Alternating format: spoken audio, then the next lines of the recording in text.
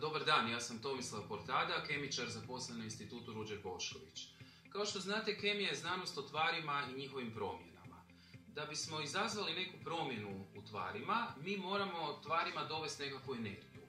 Način na koji dovodimo energiju tvarima najčešće je zagrijavanjem. Znači tu energiju najčešće dovodimo tvarima u obliku topline. Primjera iz svakodnevnog života ima jako puno, to je recimo bilo kakvo gorenje, na primjer gorenje svijeće, a isto tako i kuhanje. Znamo da kuhana hrana se svojim izgledom razlikuje od sirove hrane, po tome možemo znati da je došlo do nekakve kemijske promjene.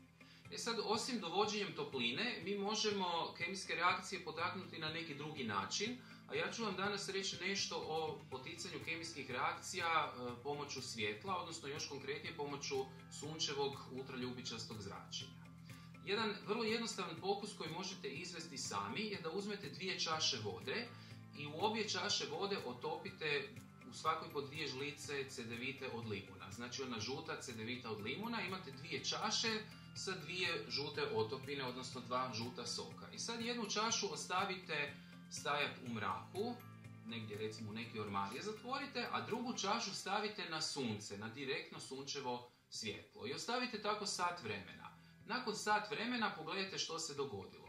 Ja sam za vas napravio taj pokus i evo tu su te 2 čaše. Ovo tu je čaša koja je stajala sat vremena u mraku, a ovo je čaša koja je stajala sat vremena na sunčevom svjetlu. Vrlo jasno vidimo razliku. Vidimo da je cedevita od limuna koja je stajala na sunčevom svjetlu, da je izbljedila i da je bljeđa u odnosu na cedevitu koja je stajala u mraku. To je dokaz da je pod utjecajem sunčevog svjetla došlo do kemijske promjene. Sad se možda pitate, bi li se slična stvar dogodila da smo umjesto cedevite od limuna uzeli cedevitu od naranče? I mi znanstvenici se često pitamo tako neke stvari i da bismo odgovorili na takva pitanja služi nam pokus. Pokus je u stvari namjerno izazivanje ili pokušaj izazivanja neke promjene da bismo provjerili što će se dogoditi ako nešto napravimo. Pa evo ja sam tako uzeo još 2 čaše vode, otopio sam u svakoj čaši cedevitu od naranče, jednu sam ostavio u mraku, drugu sam ostavio na sunčevom svjetlu i da vidimo što se dogodilo.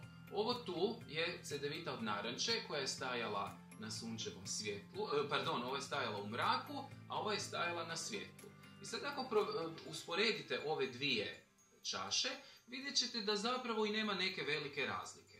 Iz toga možemo zaključiti da sunčevo svjetlo puno jače utječe na cedevitu od limuna nego na cedevitu od naranče.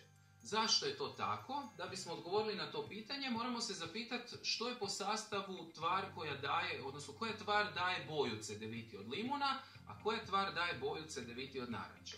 Cedeviti od limuna boju daje tvar koja se zove riboflavin, a poznata je još i kao vitamin B2. On je jako osjetljiv na sunčevo svjetlo. Boju cedeviti od naranče daje tvar koja se zove apokarotenal.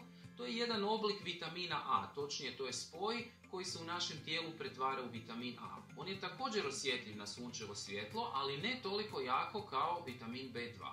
Zbog tog razloga tu ne vidimo nekakvu veću promjenu, iako ako pažljivo usporedimo, ipak ćemo vidjeti da sadržaj ove čaše nešto malo svjetliji od ove, ali ne toliko jako kao što je to slučaj kod cedevite od limuna. Što iz toga možemo zaključiti? Možemo zaključiti da postoje tvari koje su osjetljive na sunčevo svjetlo. To je razlog zašto recimo na nekim namirnicama i na nekim lijekovima piše da ih treba čuvati na suhom i hladnom i tamnom mjestu. Dakle, ovo tamnom znači zato da ne bi došlo do nekakvih neželjenih kemijskih promjena. Evo, nadam se da ste u ovom kratkom videu nešto novo naučili i potičem vas da sami pokušate ponoviti ovaj pokus kod kuće. Doviđenja.